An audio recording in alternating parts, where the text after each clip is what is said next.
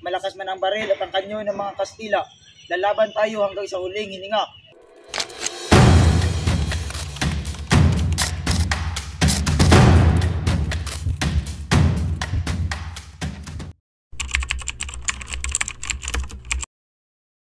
Parang awan niyo na po, Padre. Tinapuan po ng malaria ang anak. Kung maaari lang po sanang mahingi ang aking sahod.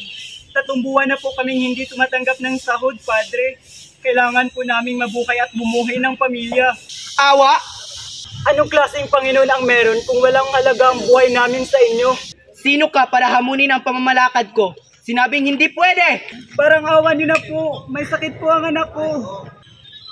Si Patwenta! Ikulong niyo ang demonyong ito! Kayo ang demonyo. Magnanakaw, manggagahasa, mamamatay tao! Kung ayaw niyong matulad sa demonyong ito, matuto kayong sumunod sa utos ko. Mag-inaral ito sa inyo, mga Indio!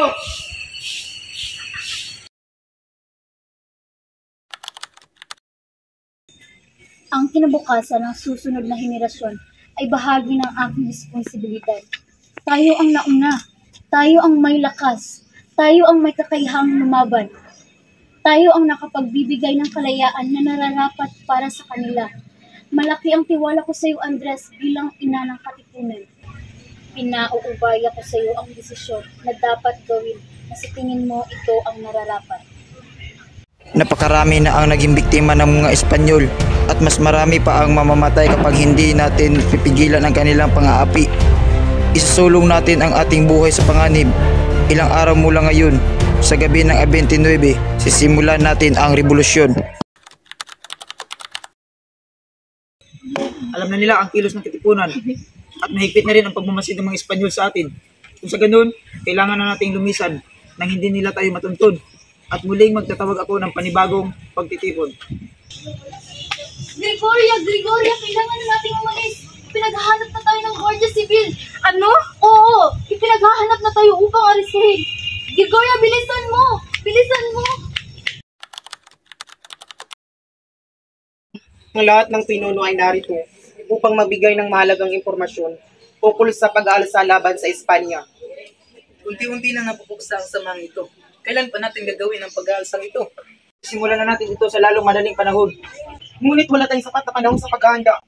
Tayong mga katipunero lamang ang mapupuruan sa gagawin ni Magsikan. Hindi natin pwedeng simulan ang pag-aalsa kung wala tayong sapat na armas at pagkain para sa ating mga samahan. Kailangan natin magsakripisyo. Wala tayong sapat na panahon. Lahat tayo ay magtutulungan. Mga magigiting na anak ng bayan, alalahanin ninyo ang inyong mga kapatid na binaril sa bagong bayan. Kung tayo ay babalik sa ating mga tahanan, tayo ay papatayin ng mga Espanyol. Nakatutok ang kanilang mga baril sa atin. Kailangan na natin simulan ng pag-aalsa. Kailangan kong marinig ang inyong mga pasya. Dito Magsikan! Kung tunay nga kayong handa sa pag-aalsa, ilabas ninyo ang inyong mga sidula. Pagmasdan ninyo ang munting papel na umaalipin sa ating lahat. Katipunan, kailangan na nating wakasan ang pananakop ng Espanya. Malakas man ang baril at ang kanyo ng mga Kastila, lalaban tayo hanggang sa huling hininga. Tayo ang mananaig, hindi tayo magpapalupig dahil tayo ang anak ng bayan. Unitin ang inyong mga sidula.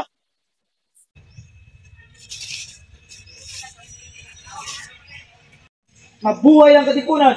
Mabuhay! Mabuhay ang revolusyon! Mabuhay! Mabuhay ang Supremo! Mabuhay! Laban katipunan! Sulong Katipunan!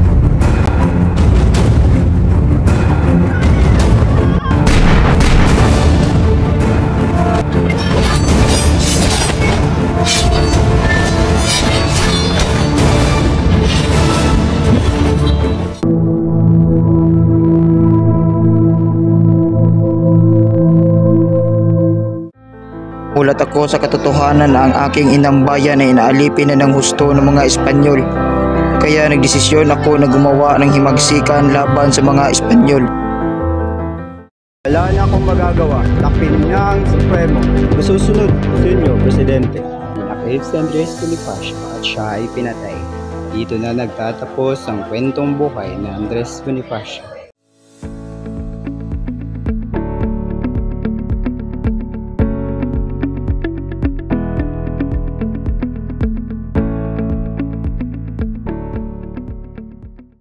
lumipad ang aming team dito sa dapitan. Kung ayaw niyong matul...